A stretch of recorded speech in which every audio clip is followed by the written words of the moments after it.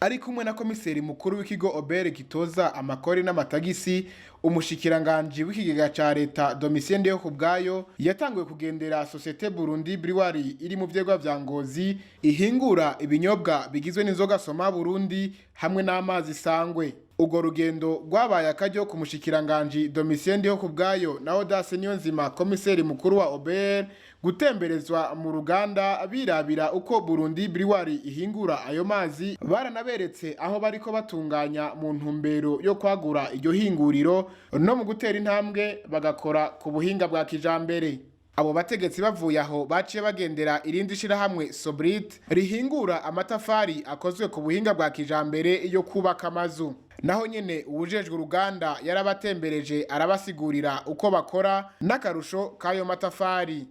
Umushikiranganje Domitien Ndihokubwayo arashima uko ayo mashirahamwe yitunganije. Twashimye gushika aho barangurira imirimo kugira ngo turabe vy'ukuri ibikorwa bakora bituma bakuramwo ico bahemba abakozi, ico baha ikigega cy'igihugu, eka mbere ndetse nico nabo bashobora gushira mu mifuko. Muti mwagendeye abagwiza tunga babiri, twa imbere yuko tuza twarabajije turumva neza kumbure yuko inyuma yaya mashirahamwe ni hari abagwiza tunga babiri, hari abantu batari bake bagiye hamwe bashira hamwe imitahe, bamwe mito abandi kumbure bisununuye kugira ngo bashobore gushinga izi nganda. Twasanze rero ari ibintu bishimishije cyane gose mu gihe n'abandi bogenda babafatira ko bashira hamwe uburyo buke bafise twoshobora gushika aho mu Burundi turonka amashira hamwe adufasha guhingura ibintu bitari bike dusanzwe twimbura hano mu gihugu canke Imana yaduhaye bisanzwe biri kwisi cyane mu kuzimu, gutyo tukashobora kubihingura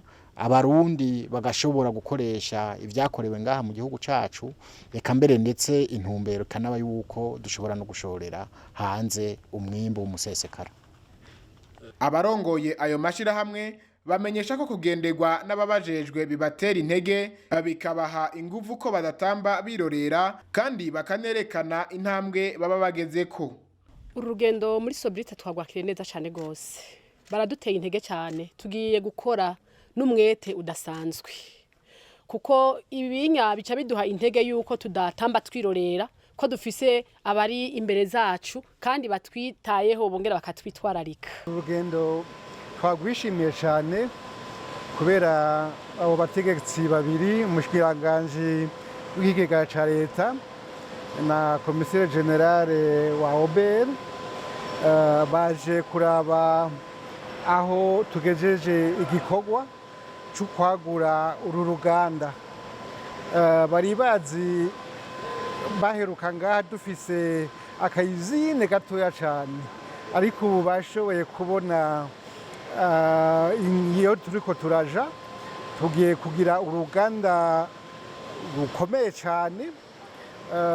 Ibyo twahora duhingura inzoga Soma abarundi bakunda yahora igarukira ngaha mu micungararo ya hafi, ariko bashoboye kubona yuko turiko turatera intambwe nini.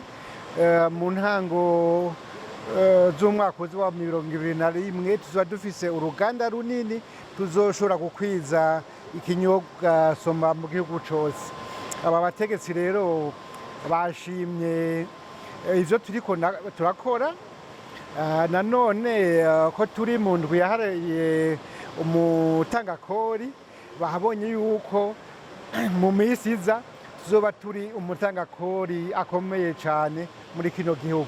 Ugo rugendo rw'umushikiranganje rukaba rwari mu ntumbero yo kugendera abatangakori mu bibanza basanzwe bakoreramwo no kwitegurira umunsi mukuru w'umutangakori. Uwo nawo ukaba ugira ubwa gatanu uhimbajwe aha mu gihugu c'u Burundi.